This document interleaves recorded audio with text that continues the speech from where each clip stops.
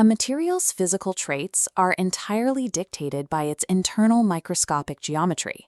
It explains why some objects slice through solid metal, while others crumble under light pressure. Take a diamond and a pencil, two wildly different materials built from the exact same ingredient. They are both made purely of carbon atoms. Carbon cannot be broken down into any simpler substances, which makes it a fundamental element. So their extreme differences must come entirely from how they are assembled. Inside a diamond, every single carbon atom firmly bonds to multiple surrounding neighbors.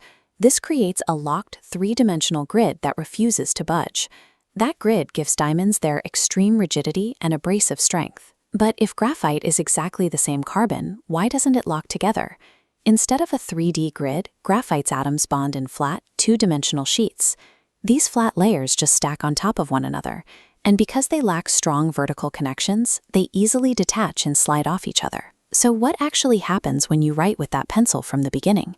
The graphite flakes onto your paper because you are physically sliding unconnected sheets of carbon atoms apart.